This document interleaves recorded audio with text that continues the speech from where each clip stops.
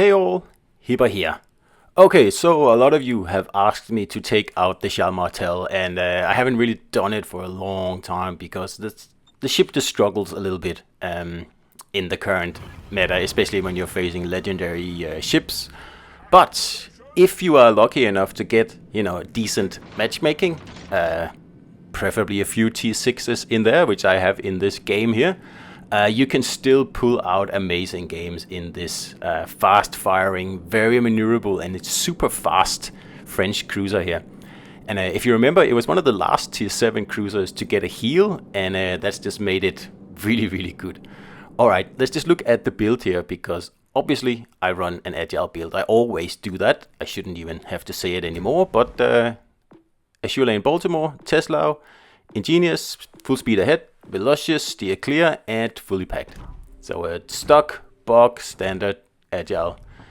And I have, of course, the doubled rudder, the improved turret rotation, and the improved reload. So 3 of everything, and especially the speed boost, and like I said, the heals, and 2-second rudder, and 37 knots without speed boost. With the speed boost on, it goes about 43, 44, something like that, I think. So I have the guy's High Sorcerer, whatever his name is, on here for this battle. Just in case you were wondering why the voices are different, but that's why. And also why I have the blue tracers, obviously. So I don't know if you noticed in the beginning here, but the Destroyer and we just exchanged our plans. The Destroyer is going to go between A and B, and that means I'll take B. So that's why he was pointing out before by, lighting up a few squares for me, and I just replied, yep, no problem, I'll do that. So this way we split the map between us, because we only have one Destroyer in this game here, and I'll have to take on a bit of the Destroyer role here in making sure no one takes the B cap. And of course, the carrier focuses me. If there's a carrier in the game, I bet you it's going to focus me. So anyway, it's fine, because it keeps the carrier off my Destroyer, and honestly, there's no way the carrier is going to stop me from capping here anyway, because there's already someone else in the cap that I have to take care of first. So that's fine, the carrier is just totally wasting his time. And at the same time, I can just Citadel this Mogami here that's trying to push into A cap. And of course the Destroyer over there is keeping him spotted, so it's a really nice way that we've got the map divided up between us here. And also notice that the guys who spawned over at C have not abandoned their flank. Because when that happens, and I'm in a position like this, that means I get crossfired, and we lose the middle cap. And we've already, of course, lost the right flank if the ships over there don't hold it, and that's usually just a recipe for disaster on this map here. So it's off to a perfect start here, and I'm holding the cap here. As you can see, there is a Destroyer in here, so I can't really leave, because that means I'm just going to give up the cap for this Destroyer. So I'm going to just have to be patient here and do as much damage as I can from a very exposed position, because I don't really have any cover if the Reds push up too far, which is what I said before. It's so dangerous on this map here. Like, you cannot allow the flanks to push, because that means they can crossfire the B cap, and that's a loss. Pretty much. That's it on this map here. And it's very, very often, it happens all the time, that especially the right flank here gets left. A is not as bad, it's like usually get left as well, but not as often as the other flank. And I think it's because the other flank is just more open and more exposed. And yeah, I get it, but I mean, if you spawn over there, well, too bad. You just drew the short straw. You still have to do your job. So anyway, just like I'm in here, exposed, and my sonar has run out. I don't know what that Destroyer is up to, so I'm just gonna have to do the best I can, pretty much here. So yeah, the carrier is back, and like I said, doesn't really matter, because it leaves my Destroyer to cap over at A, and well, that works for me. If he wants to, bomb me, that's okay. I have heals, I don't really care. So I have a sneaky feeling that the Destroyer is trying to ambush me, and if I was him, I would go this way here. So that's why I'm just trying to reverse to get my rear turret out so I can actually defend myself in case he comes around this corner here. And I'm lucky enough that it looks like the battleship over there actually spots the destroyer here, and that just means that I'm in a perfect position to take him out. Because I can pop all my 3 guns out here without getting citadeled by anyone, because there's no reds here defending the destroyer, and that's pretty much the end of him. So that's it. Pretty much, I've done my job in this battle here. Now I'm just going to cap, and that's a bonus. And anything else I do from now on is a bonus, really. I've done more damage than my hit points. I've sunk the 1 destroyer in the game, and in 6 seconds I've capped the middle cap along with this random battleship here. And I could get blown out of the water now and everything would be fine, if you ask me. But as you can see, the heroic cruiser over here on the right flank, it's just him versus 2 battleships, and one of the battleships is a Chambard. So I have decided, okay, I'm going to do what I can to help him. Of course, it's not much. I can only sit here and set the Bard on fire. But hopefully it'll distract him a little bit. And I was kind of hoping that the cruiser might get away then, because he is caught right out there in the open. Perhaps he overextended a little bit. I mean, it would be fine just to, you know, take the decap and then just run away. And once the Reds try to recap it, then we can just sit in, you know, relative peace and quiet here and burn them down. But it's not a criticism at all. I've been in that situation many times, and when you spawn over in that flank there, you are at a disadvantage, especially if you are a cruiser. It's just bad luck, and the team will just have to make up for that, because chances are you're not gonna last long over there, especially if they actually help the team out and grab the cap like they did in this case here. So we got the Bard on fire. It's a perma fire, so he's going to sink no matter what. I don't have to expose myself anymore. And in the meantime, there's a naughty battleship here that's moved into the B cap, and I really have to, you know, stop myself from torping him right now, because he does have a lot of backup over here on the right side of the map, and it would be suicide. You know, turning the corner here to torp the battleship, because I would get citadeled by everybody else. So although I really want to do it, it's just a better play to be a little bit more, you know, patient. Not my strong suit, but we'll do it for this video here, for the sake of the video.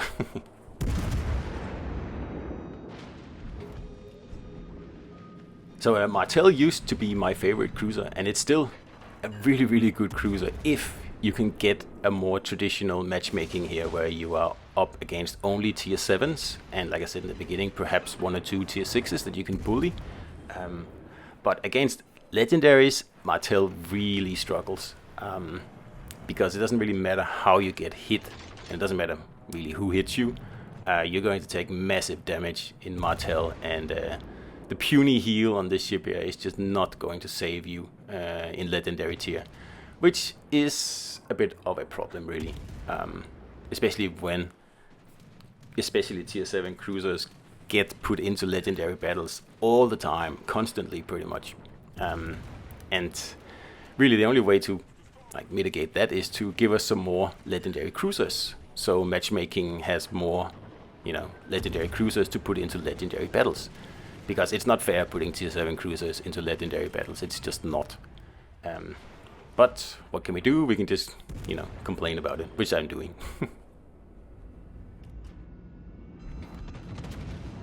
I still remember when Martel just came out, and wow, it was pretty much without any equal in the tier 7 cruisers. Well, when we talk agile cruisers, because there's always Baltimore, which is a really good cruiser, no matter what you do with it, basically. Very foolproof, and you don't really need an agile build on Baltimore to make it perform. It doesn't really matter what you do with it, really.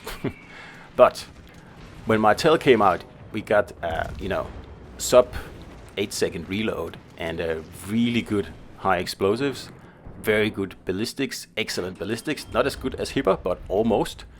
And obviously the armor piercing rounds on Martel are just amazing.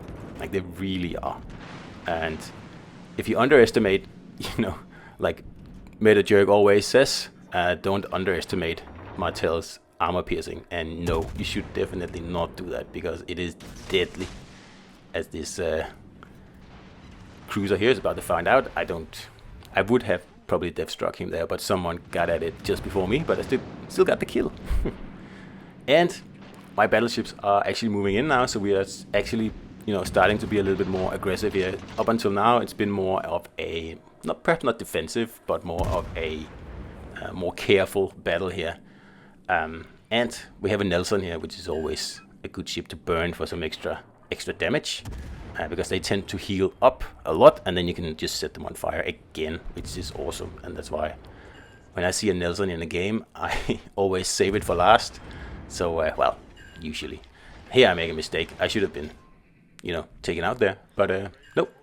I survive. So, that's perfect. And that means I can get my torps off at the Massachusetts here. And this is the situation I always complain about myself when I'm in a battleship. When you have, a cruiser within 5 or 6 kilometers, broadside on, and you fire a hole, like all your batteries with AP, and you just get overpens. And I mean, yeah, well, it's nice to see it happens to other people than myself, but, well, yeah, he should really have taken me out there. But don't hate the player, hate the game. And I get 2 torp hits here on this guy, and obviously that, pads my damage a little bit more, which is awesome.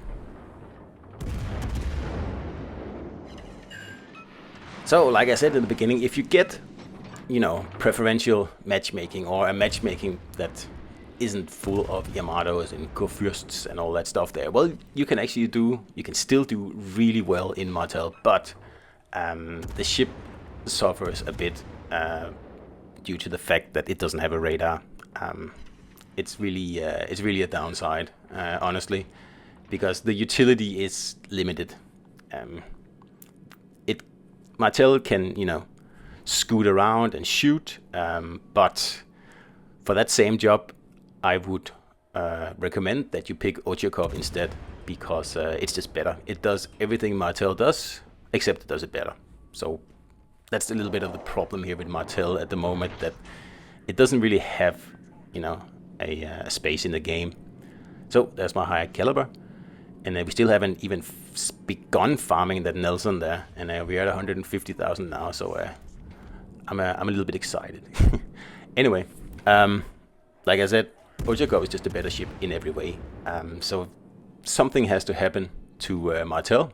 I don't know what, and like I said, it's probably like a radar would be the best pick to give it a little bit more utility. But I don't see that happening.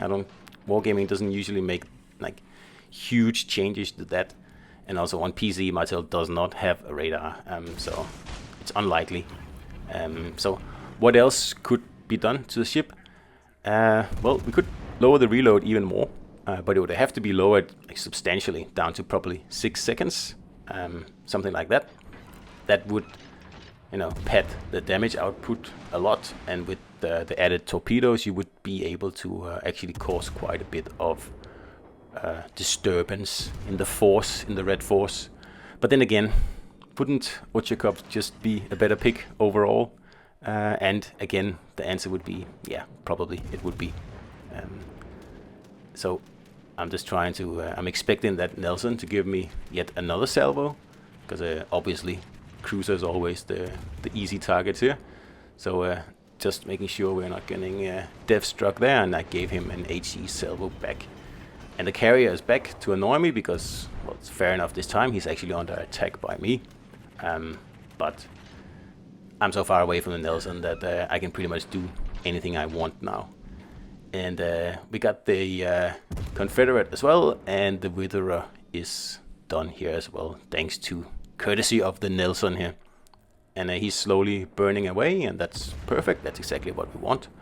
And we have 3 out of 4 caps, so I don't have to make any, dangerous moves here.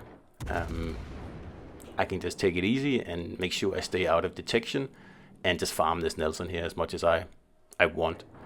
And nothing really happens to me unless the carrier actually sends up planes and, gets within range of me again. But you can see there's less than a minute left. And I'm almost at 200,000 damage here, so I just want to get off one more salvo. Just nudge it over. 200k. And that's pretty much it. After I fire this salvo here, I'm going to at least try to disengage, because the Nelson is at 13 kilometers, and that's a little bit too close for comfort, and I'm in totally open water. But as you can see, we just do the naughty fake turn here, and it totally misses. And we get another salvo on him, making it just around 204,000 damage, and we also get the kill. So if I had another, I don't know, few minutes in this game here, I could also farm this Pobeda here, and we would probably end up at a 250,000 or something like that. But unfortunately, time runs out. But anyway, very good battle here. Also very good matchmaking. 4 kills and lots of medals. And we actually get more than 4,000 XP, which is pretty rare in Martel, to be honest. Anyway, I hope you enjoyed the battle, guys. And I'll see you out there.